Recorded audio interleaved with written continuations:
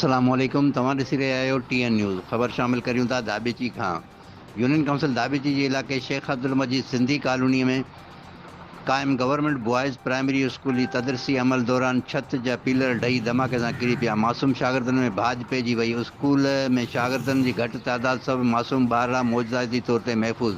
क्लासनि जी छतियुनि तां चापड़ हर रोज़ु किरण लॻा। इन सबबि केतिरा ई मासूम गुलनि जहिड़ा ॿारड़ा इंतिहाई ख़ौफ़ वारी सूरतहाल खुले आसमान हेठि तालीम पढ़ाइण ते मजबूर बणियल आहिनि। जॾहिं त ॿिनि क्लासनि रूमनि तां गुज़िरियल 7 साल अॻु हिकु बाअसर ठेकेदार क्लास रूमनि जी मरम्मत कराइण जे बहाने सां छतियूं लाइ लोभ खणी फ़रार थी वियो आहे। इन खां पोइ स्कूल जो 3 भेरा टेंडर थी चुको आहे, पर उन ते बि को बि अमल न थियो।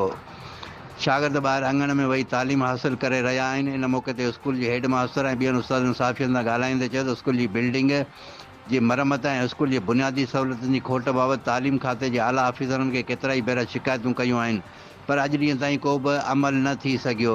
DEO एजुकेशन ठट्टो साबिक़ असिस्टेंट कमिश्नर मीरपुर शाकिरो पुणे स्कूल जो विज़िट कयो हो, जंहिं ते असिस्टेंट कमिश्नर साहिबु स्कूल जी हालति ॾिसंदे चयो हो त ॿारनि खे क्लास में न पढ़ायो, इन में वॾो ख़तरो आहे। आउं तव्हांखे ॿाहिरि झोपड़ी ठाराए ॾियां थो, पर उन ॻाल्हि ते बि को बि अमल न आहे थी सघियो।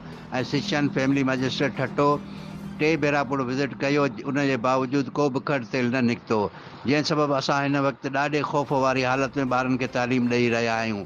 जेकॾहिं इहा ई सूरतहाल रही त कंहिं बि वक़्तु वॾे कंहिं ख़तरे जो अंदेशो पुर्ण थी सघे थो। कैमरामैन टीम सां गॾु शाहिद समूह, TN न्यूज़ दाबेची।